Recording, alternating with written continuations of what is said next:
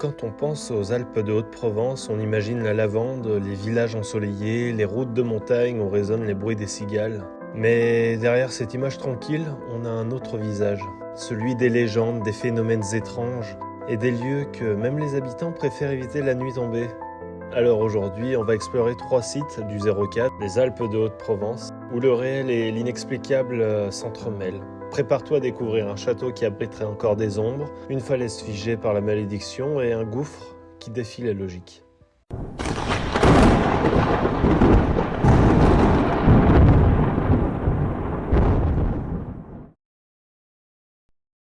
Pour la première histoire, on se dirige du côté du château de Gréoux-les-Bains.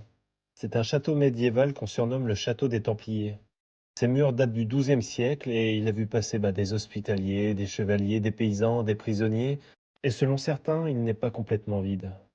Les premières rumeurs apparaissent dès les années 70.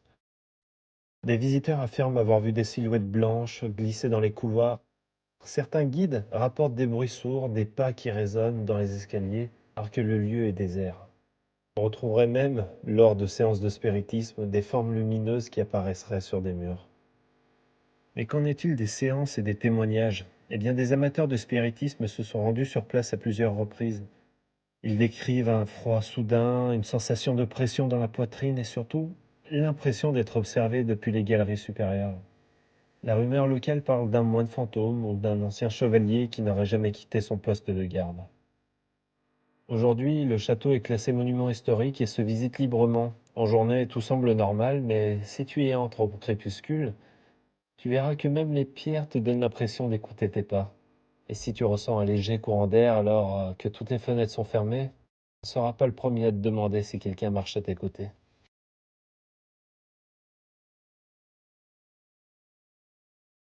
Pour la deuxième histoire, on suit la vallée de la Durance.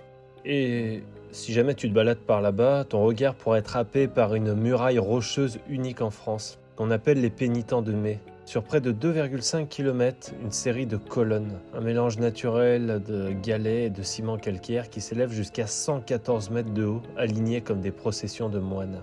Et qu'en est-il de la légende? Selon la tradition locale, au Moyen-Âge, un comte revint d'Espagne avec 7 prisonnières, et des moines de l'abbaye voisine furent chargés de les escorter. Mais fascinés par leur beauté, ils auraient rompu leurs vœux de chasteté. Et on raconte que Saint Donat, pour les punir, les aurait figés sur place, transformant la procession entière en pierre. Et aujourd'hui encore, quand le soleil couchant frappe la falaise, tu as vraiment l'impression de voir des silhouettes voûtées, capuchons sur la tête, avançant vers la vallée.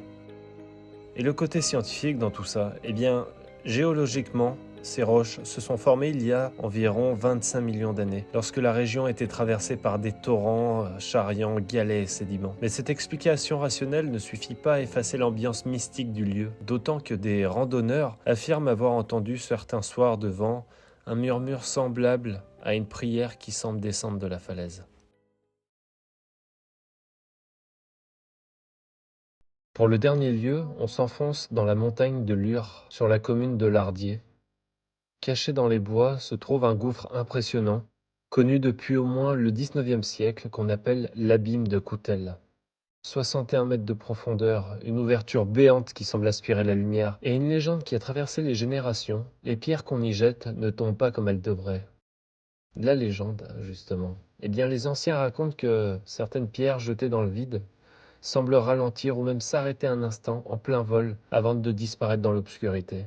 Des voyageurs du XIXe siècle, fascinés par le phénomène, ont consigné leurs observations. Plusieurs docteurs, dans les années 1800, mentionnent ce site dans leurs études sur les curiosités naturelles des Alpes de Haute-Provence. Et aujourd'hui encore, l'abîme attire les spéléologues et les curieux.